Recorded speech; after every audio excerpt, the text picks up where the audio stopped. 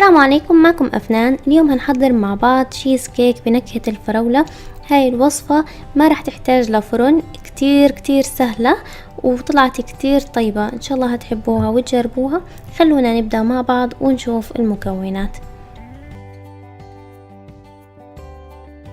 لتحضير هذه الوصفة هنحتاج 12 حبة بسكوت ديجستيف، 70 جرام زبدة مذابة، 400 جرام جبنة كريمي، 300 جرام زبادي بنكهة الفراولة، حوالي 6 علب، كوب حليب دافئ، باكيت جيلي فراولة، وللتزيين شوكولاتة بيضاء مبشورة.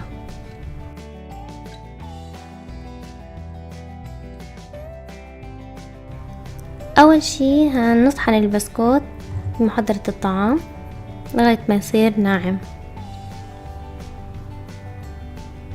هنضيف الزبدة المذابة للبسكوت ونخلطهم مع بعض منيح لغاية ما يندمجوا مع بعض. هنفرد في كعب صينية تشيز كيك ورق زبدة، بعدين هنفرد البسكوت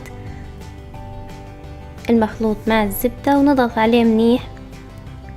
بعدين هندخله التلاجة لمدة ربع ساعة عبال ما نكون جهزنا خلطة التشيز كيك. أول شي هنخلط الجبنة الكريمي لغاية ما تصير معنا كريمية وناعمة. هنضيف إلها الزبادي. أنا استخدمت هذا الحجم حوالي 50 جرام، فاستخدمت منه 6 علب، حوالي 300 جرام من الزبادي بنكهة الفراولة. هنخلطهم مع بعض لغاية ما يندمجوا.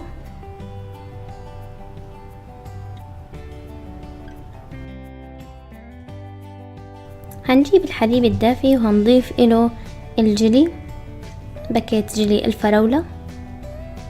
هندوب الجيلي، بعدين نتركه يبرد بحرارة الغرفة. بعدين هنضيفه للجبنة والزبادي ونخفقهم مرة تانية.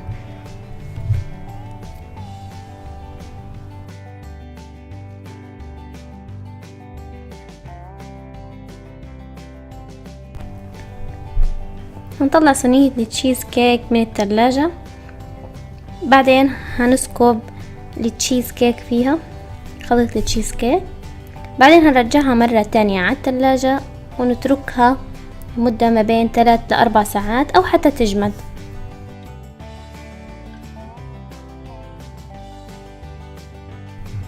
هنطلعها من التلاجة، نحزز الحواف،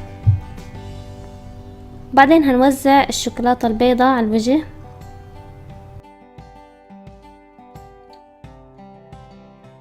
بعدين هنقطعها ونقدمها، وصحتين وعافية عليكم.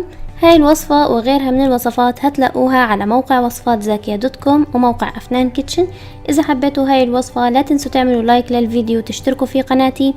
استنوني في الفيديو الجاي مع وصفة جديدة. كانت معكم أفنان.